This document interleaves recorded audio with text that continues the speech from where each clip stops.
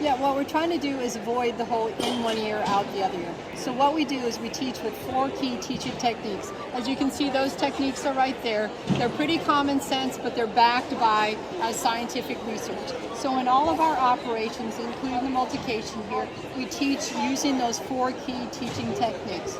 So as related to multiplication, the first teaching techniques is teach in groups of related facts. When a new concept is taught, if meaning and association is not attached, within 24 hours, that concept is gone. So basically what we're trying to do is attach meaning and association. So that's what we do when we teach in groups of related facts.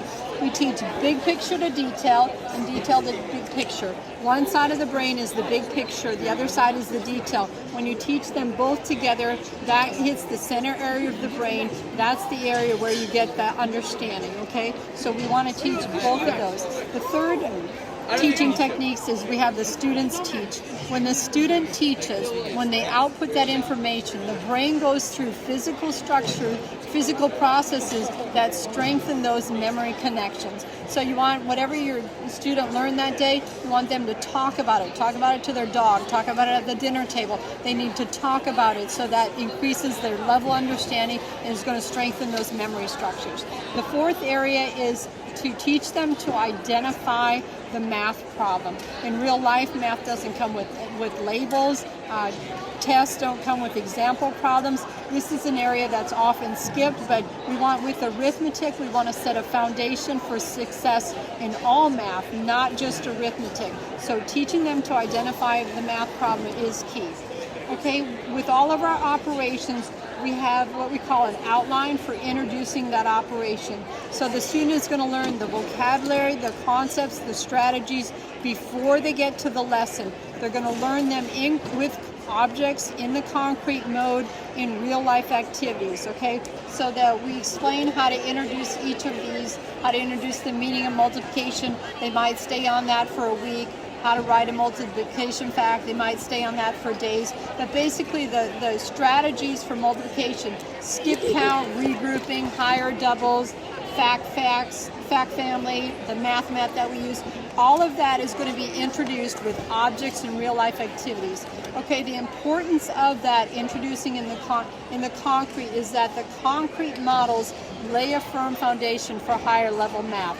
Like I said, we want arithmetic to lay a foundation for success in all math, not just arithmetic. So concrete models are going to develop these 5 areas: vocabulary, thinking skills, mind imaging, confidence, and understanding.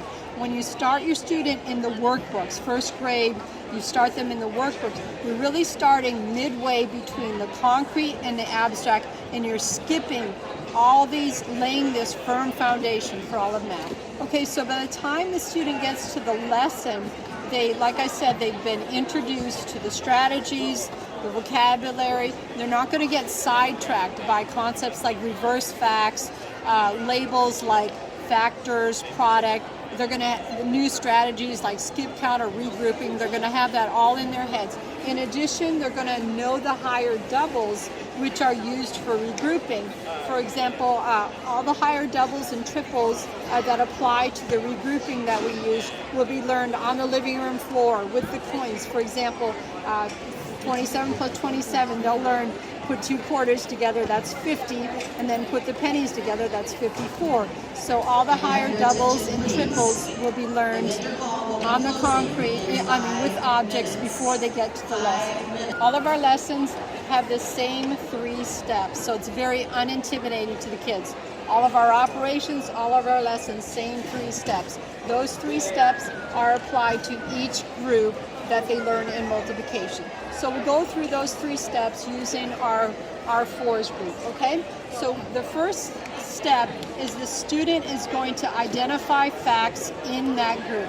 Now we have the words that the teacher might say, examples for what the teacher might say in blue. So the lesson is all laid out. So here in this fact, we tell the student is going to be holding all 45 multiplication cards, okay? We tell them, for the fours row, we're going to find facts that have 4 as the smaller factor. Okay, so like 3 times 4, 4 is not the smaller factor. That's not going to be in this group, but that would have been learned in another group. Okay, so they sort through the cards, a very easy process. We don't want them solving the fact at that point. They're just sorting through. And any student can look at this card and say, no, doesn't have 4 as the smaller factor. No, doesn't have 4 as the smaller factor. But they'll find the ones that do. Yes, it does have 4 as the smaller factor.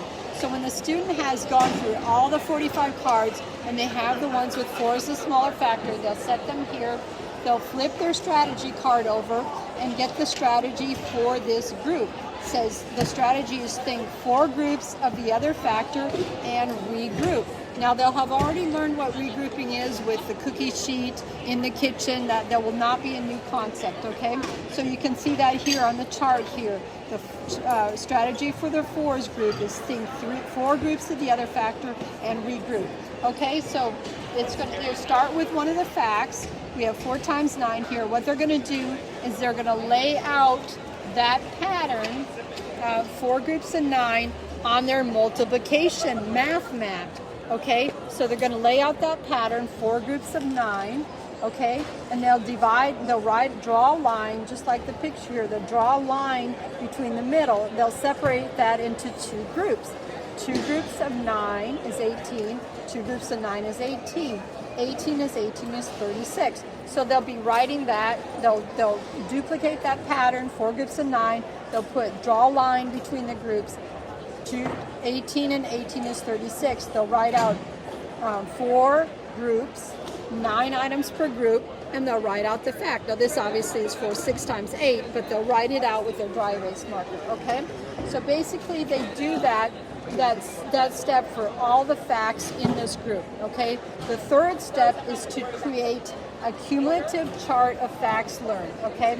Very important. Like I said earlier, they need both the big picture and the detail to get that aha moment. So they'll already have filled in these 3 rows, as this is a cumulative chart of facts learned.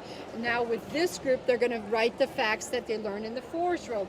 So basically they'll have completed the top 4 rows of their chart. Well, now they see that they're over halfway done. They're really not intimidated by getting the rest of those facts that are maybe a little bit harder.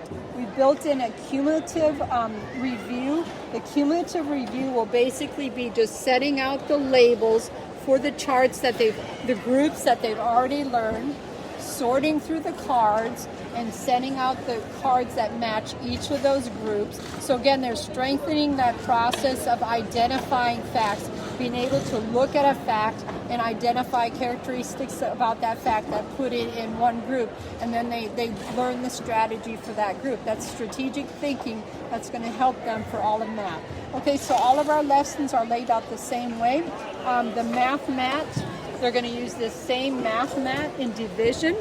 So basically when they get to division, which can be a little more difficult because they're separating 48 into 6 groups or 6 items per group, they come back to the same math mat. So they're not so intimidated because the answer is just going to be a pattern on this chart. This chart really brings all of what they're learning, the multiplication, to a real finiteness, and it's not so infinite. They don't think I'm learning 600 problems. It just brings it down to what they can understand. It's just going to be a pattern on the chart.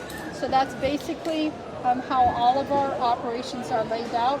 They create, during the lesson, they're going to create a fact family card. We include 3 sample cards, but their multiplication, they'll create this card. They'll have the 2 multiplication facts, and then they'll take these cards that they create, 45 of them, into their division when they do division, and then they'll write in the division facts that go with the multiplication fact. So that's basically it. Our set includes everything here. It includes the teacher's guide, which is also the lessons for the student, all of the identification cards, and there's more than what's listed here. We just don't have all the groups laid out. All of the flashcards. It includes the math mat, everything except the blocks, and that's pretty much it. Oh, and also our higher doubles. And that can be purchased on our website. Thank you so much.